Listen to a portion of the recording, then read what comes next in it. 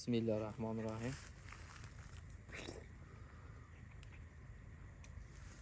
Shakari zo'r, o'rik yaxshi pishib yetildi.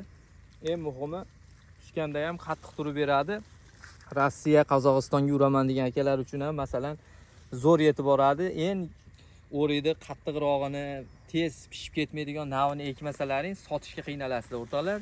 Biz reklama qilishimizdan maqsad yaxshi mevalar olib chiqish. Buni sorti Pritsa bo'ladi. Ko'p odam bilsa kerak. Pritsa sortida boqqolaman degan akalarga bu ham yaxshi taklif. Qirg'izistondan, Tojikistondan ko'p odam so'raydi buni ko'chatini, bog'mi deb mana bog'ini qilib qo'yganmiz. Ko'chatdan ham xuddi shu bog'dan olib ko'paytirib qo'yganmiz o'rtoqlar. Rang bo'yicha eng chiroyli o'rik shu bo'ladi. Mana bugun nechinchi sanada turibmiz? 7ta kech qoldi, o'tgan yil ertaroq chiqib beradi. Bugun 16-may, rosa pishib yetilgan holatida sizlarga video qilib ko'rsatyapmiz.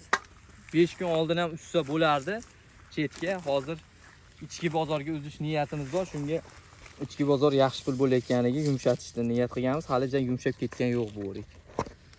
Qoqqolaman degan aka-ukalar bemalol zagas beringlar, rangni qaranglar. Bozorda birinchi o'rinda sotiladi. Mana danagidan ajraydi, xudo xolasa. Aka qizil shalaq basmish qiladi, qizil shalaq nom qo'yib olishibdi. Yo. Aka bu qizil shalaq bas. Bu Pritsa o'rik. Google'ga yozsangiz ham chiqadi. Bizni podpischilar, kuzatayotganlar bo'lsa, xohlagan joyga yozib ko'rishlari mumkin. Italyan o'rigi bu. Boqqolaman degan akalarga ko'chati bor. Bemalol hozirdan kelib zagas berib ko'chatdan sotib olsalaring bo'ladi. Videoga like bosinglar, podpiska tugmasini bosib qo'yinglar. YouTube'da bizni kuzatib borayotganlar. Bundan-da yangi navlarni sizlarga ko'rsatib borishda davom etamiz. O'rikka haqiqiy nomer adini shu bo'ladi. Bo'ldimi?